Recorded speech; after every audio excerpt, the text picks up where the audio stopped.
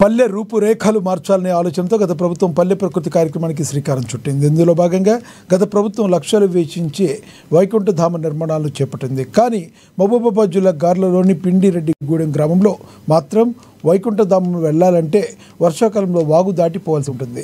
దారి లేక అంత్యక్రియల కోసం నానా వస్తువులు పడాల్సి వస్తుంది. వైకుంఠధామంలో కరెంటు సౌకర్యం లేదు.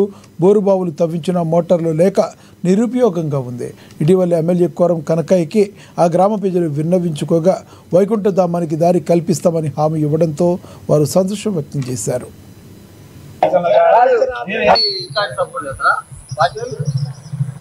గత ప్రభుత్వంలో ఈ శ్మశాన వాటికకు 14 లక్షలు మంజూరు చేయడం జరిగింది.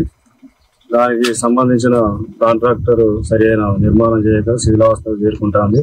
కనీసం శవాన్ని తీసుకొని కాలబెట్టే దగ్గరికి పోవాలన్నా కానీ రోడ్డు సౌకర్యం కూడా లేకుండటం, తర్వాత బోరేషన్ కానీ దానికి మోటార్ కానీ ఇక్కడ విద్యుత్ కనెక్షన్ కానీ లైట్ల ఏర్పాటు కానీ ఏం చేయలేదు. దాన్ని మొన్న ఎమ్మెల్యే గారి దృష్టికి తీసుకపోగా వారు 5 లక్షల రూపాయలు రోడ్డు మంజూరు చేశారు అక్కడికి పోవటానికి. వారికి ధన్యవాదాలు. అదేవిధంగా దీని నిర్మాణం కూడా చెరువు అలుగుల నిర్మాణం జరిగింది. ఇది శిథిలావస్థకు వచ్చినది. దీన్ని కూడా మరి ఏ విధంగా పునరుద్ధరించాలో దాన్ని కూడా త్వరలో గ్రామ పంచాయతీ ఎన్నికలైన తర్వాత దాన్ని కూడా ఒక నిర్ణయం తీసుకుంటాం. గ్రామ పంచాయతీలో శ్మశాన వాటిక ముందు గతంలో కట్టిరు, కానీ దానికి ఏమీ నాణ్యత లేకుండానే కట్టిరు. దానికి ఎక్కడెక్కడ అంత కూలిపోవటానికి అది స్థితి స్థాయికి వచ్చింది.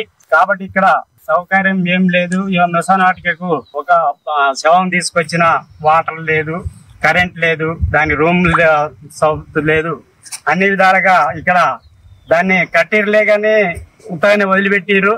కాబట్టి దయచేసి దీనికి కూడా ఇప్పుడు మన ఎమ్మెల్యే గారు దృష్టి కూడా ఇంత ముందు తీసుకుపోయినాం. ఇప్పుడు